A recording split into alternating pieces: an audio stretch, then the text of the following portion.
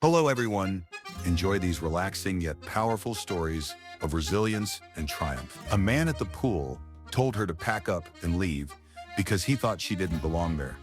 What he didn't know, she'd lived there for nearly a decade, and she's also the chief of police. Patrice Hullman didn't need much: a folded lounge chair, good pair of sunglasses, and a day with no calls from dispatch. That was all she'd asked for. After 3 straight weeks of back-to-back shifts and enough internal meetings to make anyone question their career choice, this Saturday felt like the first real breath she'd taken in a while. It was just past noon when she stepped out her back door, sliding on a pair of sandals and cradling a water bottle under her arm. She lived in a small gated community in Temecula, California. Quiet, middle income. Mostly families, retirees, and a few tech folks who liked the suburbs. She'd lived here for over 9 years, bought the house outright, knew every board member of the HOA by name. So when she walked the short distance down to the shared pool, she felt like she belonged because she did. Patrice wasn't in uniform. She was off duty, and it showed. Her long-sleeve tee hung loose over black capri joggers, and her hair was tied up in a quick bun. No makeup, no badge. She looked like someone's tired mom, and that was exactly what she wanted. Normal. She stepped through the iron gate and waved at the lifeguard, a college kid named Louise, who'd greeted her a dozen times before. He gave her a nod and a "Good afternoon, Miss Hullman." She smiled, found a chair near the shallow end, and sat down with a quiet sigh. The pool was only half full. A couple of older couples were reading paperbacks, kids splashed near the edge, and a young mom in a sundress was trying to coax her toddler into floaties. It was peaceful, warm, still. Patrice closed her eyes for a moment. She wasn't thinking about work, not about the officer who'd filed a late report, not about the new recruits she was supposed to evaluate, not about the politics from City Hall, just the sun, the occasional burst of laughter, the rhythmic splashing of water. If this story already has you thinking, do us a favor. Tap the like button, share it with someone who needs to hear it, and don't forget to subscribe to RVM Black Struggles for more real stories that resonate. Minutes passed. She wasn't asleep, just resting. Then footsteps, loud, confident ones coming closer. She opened her eyes slowly. A tall white man in khaki shorts and a tucked-in polo shirt was standing not far from her chair. He wasn't smiling, wasn't holding a towel, didn't look like someone enjoying a day at the pool. He looked like someone looking for a problem. "Excuse me," he said, his voice laced with polite sarcasm. "Do you live here?" She blinked, sat up slightly. "Yeah, I do. Really?" he replied, folding his arms across his chest. "Because I've never seen you here before. This pool's for residents only." Patrice studied him. No one else seemed to notice the conversation yet. She looked him over. Newly printed HOA pamphlet peeking out of his pocket. Not a drop of sweat on him. Maybe this was his first summer here. "I live 3 houses down," she said calmly. "Been here almost a decade." He gave a short laugh, the kind that was less about humor and more about disbelief. "Right. And you just happened to wander in?" "No," she replied, still seated. "I used the gate, like everyone else." The man's jaw tightened slightly. "You know, we've had some issues with people sneaking in from outside. You'd understand why I have to say something." Patrice tilted her head. "What's your name?" He hesitated for a beat. Dennis Whitlow. "I just moved in last month, and I take the rules pretty seriously." She nodded slowly. "Well, Dennis, I live here. If you'd like to check the HOA directory, you'll find me listed." Patrice Hullman. He didn't move. Instead, he looked over his shoulder like he expected someone to back him up. No one was paying attention yet. The young mom was still trying to negotiate with her toddler. Louise, the lifeguard, had earbuds in. The pool might have been half full, but in that moment, it felt like it was just the two of them. What would you have done in Patrice's shoe? Drop a comment below. Comment 1 if you support how she handled it, 0 if you disagree. And if you're just here to listen and reflect, then do the one thing that matters: subscribe to RVM Black Struggles and keep these conversations going. Dennis took a small step closer, still standing tall, still wearing that smug look of someone who thought he was catching someone in the act. "You don't have a key FOB on you," he pointed out. "It's in my bag," she replied, not offering to prove it. He looked her over, his eyes narrow. "I'm going to call the HOA board and report this. If you believe stories like this need to be heard, not hidden," Hit the share button.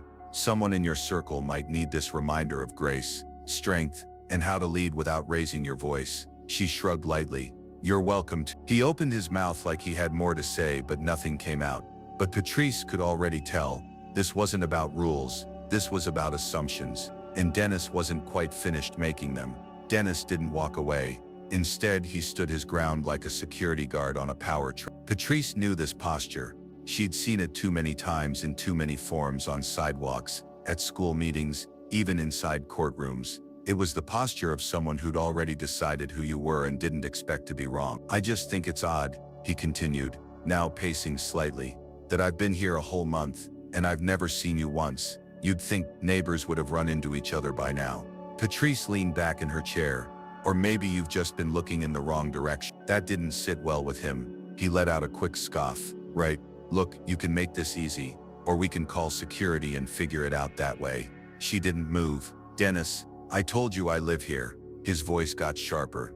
I don't need attitude, and I don't need to be interrogated at my own pool, she said calmly, her eyes never leaving his face. There was a pause. The air around them was still relaxed, but the conversation had a weight. Now a few people started to glance over. Not stare, just flickers of attention. That's all it takes sometimes. Dennis gestured toward her bag. So why not just show me your FOB then? Because I don't owe you anything, she replied. I'm not about to prove something to a man who decided I don't belong here before I even said a word. That struck. A muscle in his jaw twitched, but he stayed on script. You're making this harder than it needs to be. If you have nothing to hide, then what? She cut in.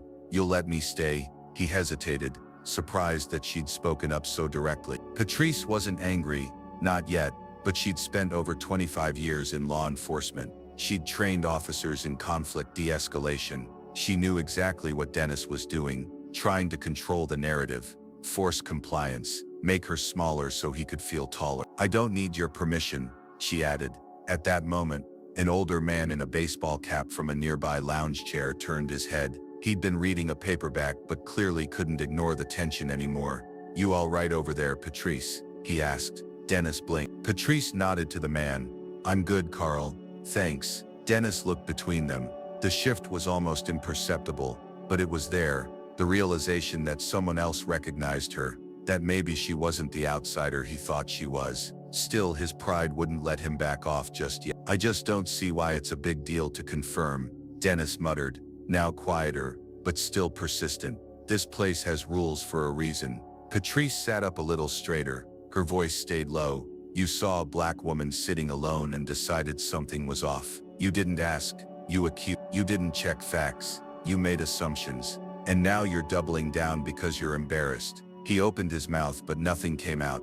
Not right away. It's not about that. Then what is it about? She asked, genuinely curious. Because you walked over here like a mall cop with something to prove. That stung. His mouth twitched. He looked over at Carl, then back at her. The pool was quieter now. Conversations hadn't stopped entirely, but there was a shift in the mood. Awareness. A few people were listening without looking like they were. I didn't mean to come off wrong, Dennis said finally, though the apology didn't sound like one. I just care about the community, that's all. And I've been part of this community longer than you've known how to spell the zip code, she said. Another pause. He didn't know what to do with that. She waited. He cleared his throat and took a step back, as if preparing to walk away. But his ego had one more line to get out. Look, he said, voice slightly strained. If you really live here, I guess there's no harm in showing proof.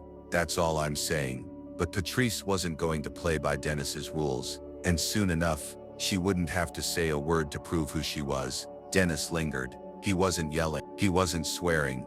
But Patrice knew this kind of confrontation didn't need volume to be aggressive. It was the way he positioned himself, blocking the sun a little, always just close enough to make his presence known, but far enough that it couldn't quite be called harassment. She let him stew in his own awkward silence for a few seconds, before reaching into her tote bag, not for her badge yet, but for her water bottle. She unscrewed the top, took a sip, then calmly leaned back again, like she had all the time in the world. I don't know what you think is going to happen here, she said without looking up.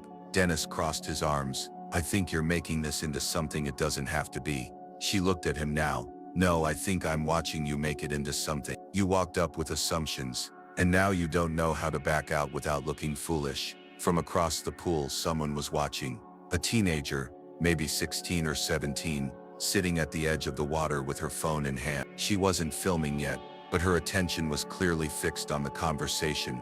Patrice noticed, so did Dennis. Is this where you're going to make a scene? He asked, trying to turn the tables. No, Patrice replied, but you already are. Louise, the lifeguard, finally noticed the energy shift. He pulled out one earbud and sat up a little taller. He wasn't getting involved yet, but even he could sense the situation teetering. Dennis exhaled through his nose and shook his head. Unbelievable. I try to look out for the community, and this is what I get. Patrice raised her eyebrows. No, what you're getting is pushback, because you're not looking out for anyone. You're trying to control a space you just moved into. He scoffed loudly. Wow, okay, so now I'm the bad guy. You're the loud guy, she corrected. The teen by the pool cracked a small smile at that. Dennis didn't. I'm just saying, he continued, voice tight. Rules matter. I've got a daughter. What if someone shady came in here pretending they lived here? Patrice blinked. And you decided I looked apart. He paused again. That pause told her everything. You think you're subtle, but you're not, she said. You saw me, you judged me, and now you're scrambling, because I didn't give you the reaction you expected. Dennis shifted his weight from one foot to the other. He was unraveling slowly, still holding on to a sliver of perceived moral high ground, but the ground beneath him was getting shaky. You could have just shown the FOB, proved me wrong, and ended. Or she said, you could have walked over here like a decent person, introduced yourself, and asked if I was new to the neighborhood. Instead, you came in hot, assumed I was trespassing, and now you're mad I didn't jump when you barked. His face flushed, not bright red, but enough to see he wasn't used to being spoken to that way, especially not by someone who refused to be intimidated. From the side of the pool, the young mom with the toddler was watching now too. She didn't intervene, but she stepped a little closer to her child, like she was bracing for something. Dennis looked around. The audience was growing. He straightened his back.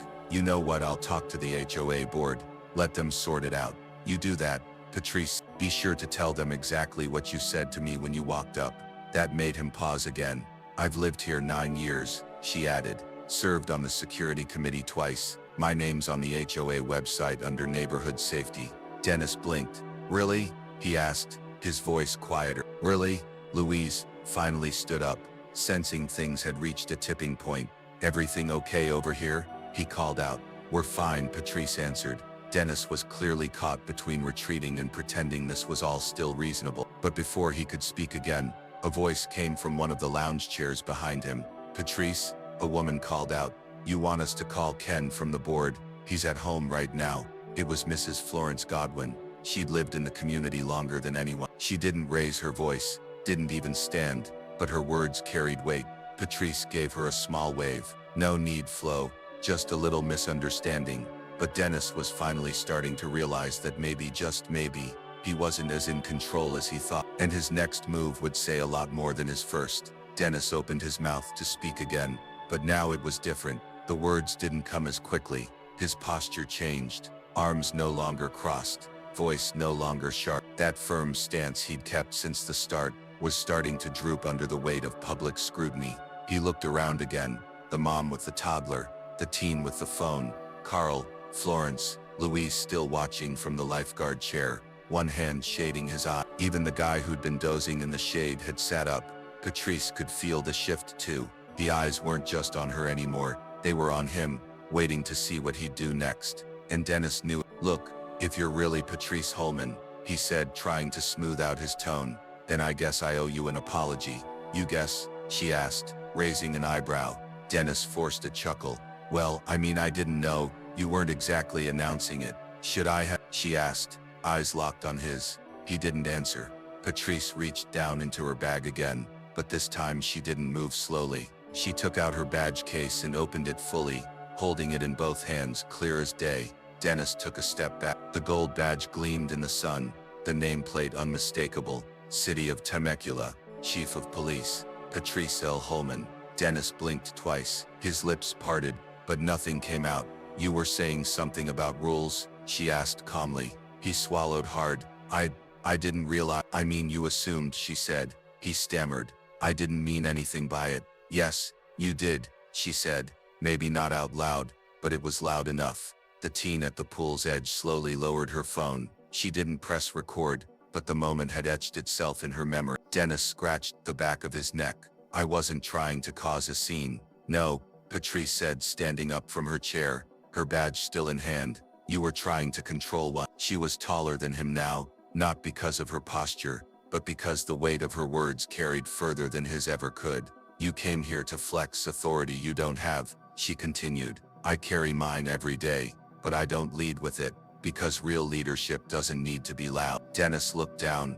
I'm sorry. She let the silence sit for a few seconds. You know, it's interesting. You could have had a real conversation today. You could have walked over and introduced yourself. I would have offered you a soda from the cooler. His face reddened again. But instead, she said, you tried to check me, like I was stealing time in a space I've helped keep safe for almost a decade. Patrice closed the badge case, dropped it into her bag, and sat back down. Dennis didn't move. Florence stood now just once. Just say something simple. We know who you are, Patrice. Always have.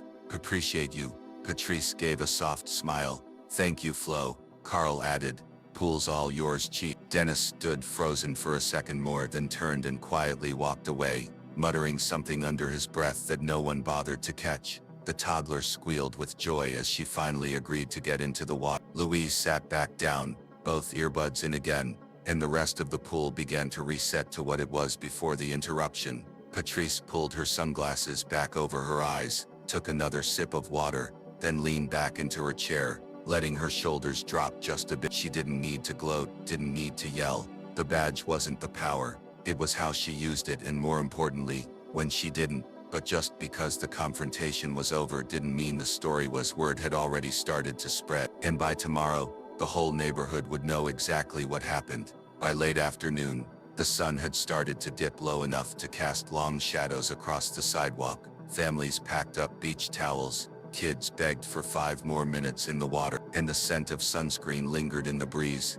But the conversation that stuck around, Patrice didn't have to say a word as she left the pool, towel draped over one arm and her sandals tapping gently against the pavement. Head subtly turned, not in the way people gawk, but in that familiar ripple of curiosity and hush that follows when something worth retelling has just happened. She could hear it as she passed a pair of neighbors by the parking lot. Did you see what happened with the new guy? That's Patrice Hullman, right? The police chief. Yep, poor man had no idea who he was messing with. Later that evening, she stood in her kitchen preparing a simple dinner: grilled chicken, sliced avocado, and a sparkling water with lime. Nothing fancy, just fuel. Her phone buzzed on the counter with a message from her friend Eliza, who lived 3 streets over. Heard you had a poolside performance today. Is it true you flashed the badge? Patrice smirked and tapped back. Didn't flash, just reminded. She didn't crave attention. She didn't enjoy public conflict, but something about the moment felt necessary, not for the sake of proving a point to Dennis, but for the people who had been watching, and maybe wondering how they would have handled it. A quiet knock interrupted her thoughts.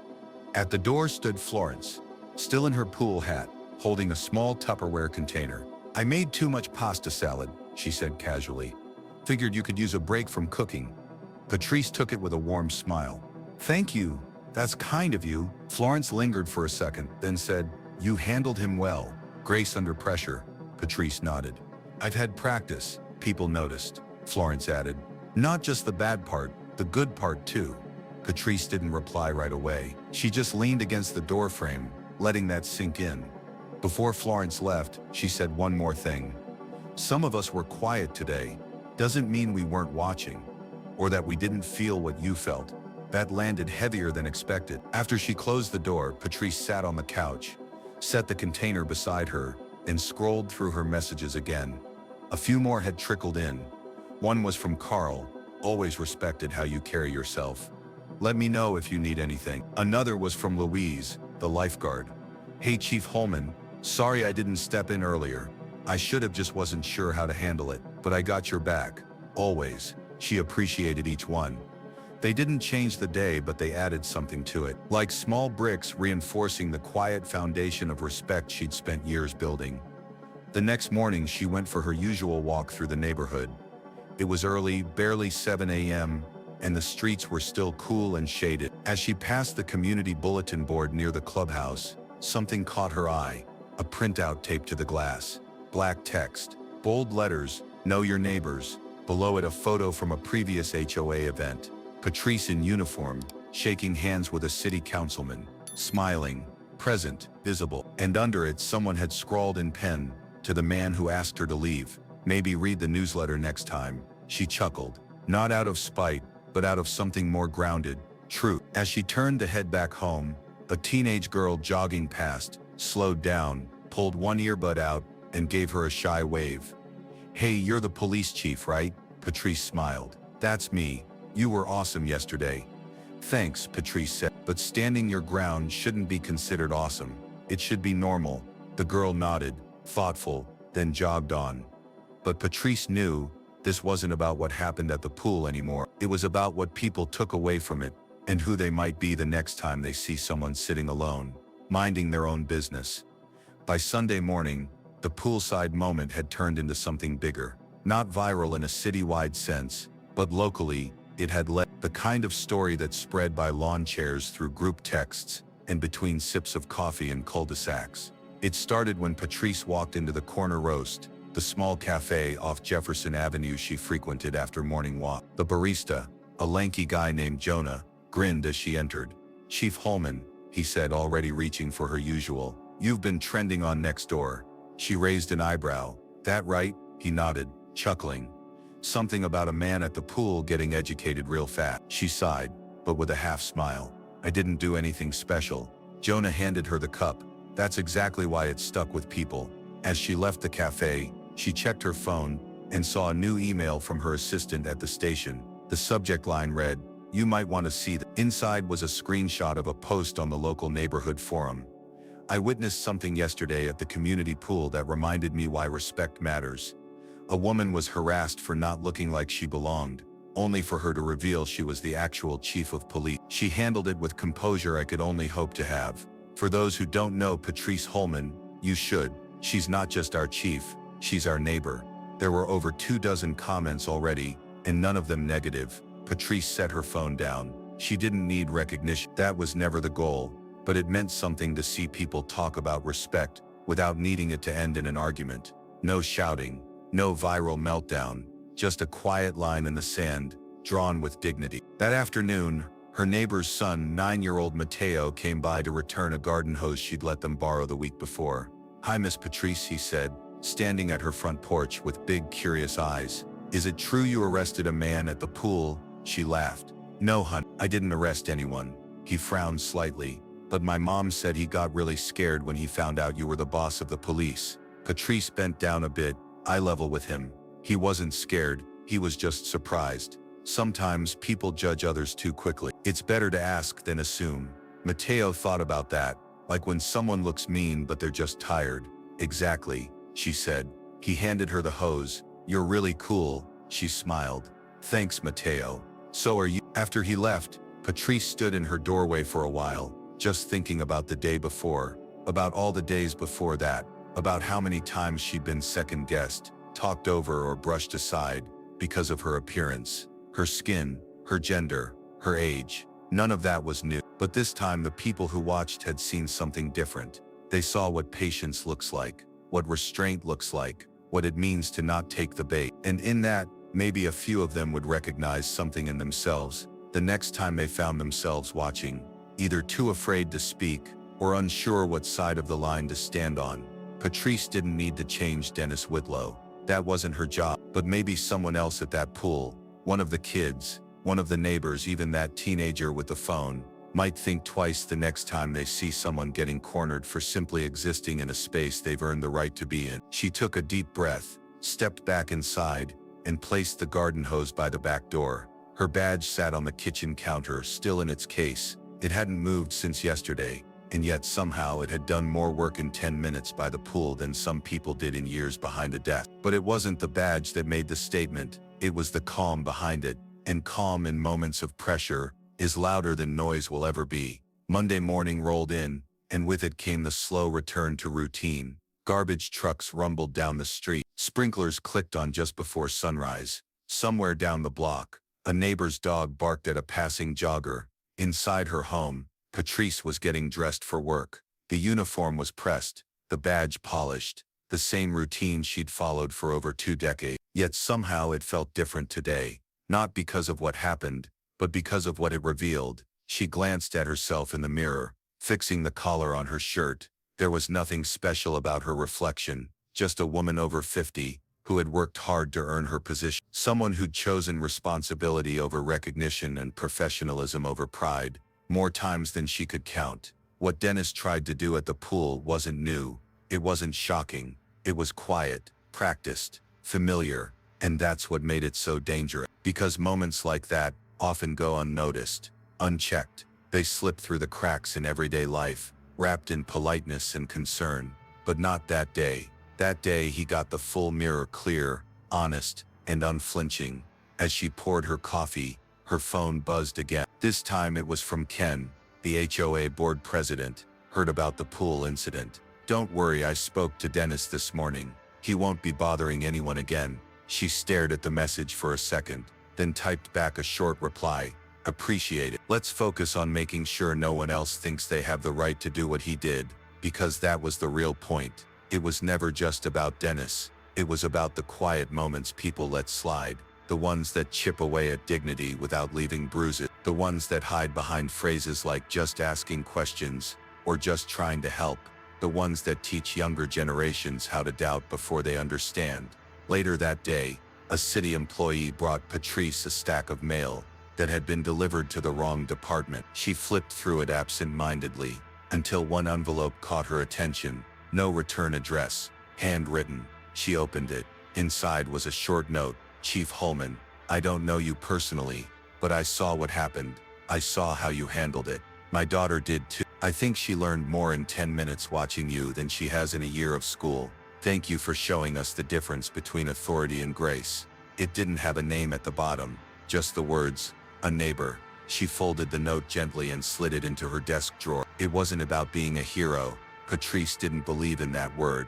It was about being present, holding the line not just for herself, but for every person who's ever been made to feel small in a space they had every right to exist in. And the next time someone tries to use arrogance as authority, she hoped they'd remember her, because sometimes silence can speak louder than shouting, and a calm, I live here can hit harder than any comeback. So if you ever find yourself in Patrice's shoes, in a moment where someone decides you don't belong, remember this. You don't have to raise your voice to stand your ground.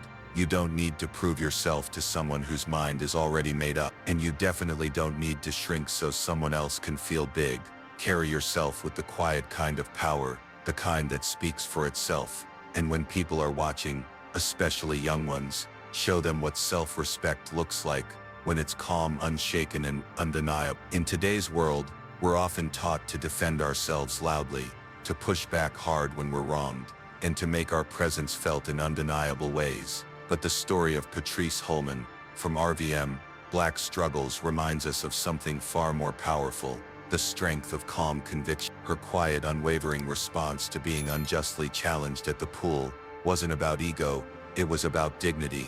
And in a society where people are quick to judge based on appearances or assumptions, her story is a mirror for all of us. We all experience moments where we're misunderstood, underestimated, or even outright dismissed. Maybe it happens at work, in our neighborhoods, or during simple daily routines. It's in those moments when our instinct might be to shout or retreat that Patrice's story becomes a guide. Her grace under pressure teaches us that you don't have to over-explain or overcompensate for who you are. Sometimes just standing your ground calmly, truthfully, and without apology is the most powerful thing you can do. There's a line in the story that resonates deeply. You don't have to raise your voice to stand your ground. You don't need to prove yourself to someone whose mind is already made up. And you definitely don't need to shrink so someone else can feel big. That's more than a quote. It's a principle we can live by. Whether you're facing microaggressions in a meeting, passive doubts from a peer, or being overlooked in spaces you've rightfully earned a place in, Remember that your presence is not up for debate. You belong where you are. And if someone tries to challenge that based on assumptions or prejudice, remember Patrice, respond with clarity, with grace, and most importantly, with your own quiet power. Another key takeaway is how Patrice didn't just respond for herself, she responded for everyone watching. That includes the child who asked if she arrested the man, the teen holding a phone, the lifeguard who hesitated, and even the neighbors who said nothing but felt everything. In life, we often forget how closely people are watching, especially young people. Every time you carry yourself with integrity and peace, you model strength. And those watching, they'll carry that example forward. Your calm may give someone else courage next time. So here's my advice. Don't underestimate the power of stillness. Don't assume silence means weakness. Let your self-respect speak for itself. Let your actions build the kind of quiet legacy that can't be shaken by loud voices or small minds. And when you're faced with a moment where someone makes you feel like you don't belong, breathe, stand tall, and remember you do. Your truth doesn't need permission to exist. Just like Patrice, your presence alone can be the message the world needs to hear.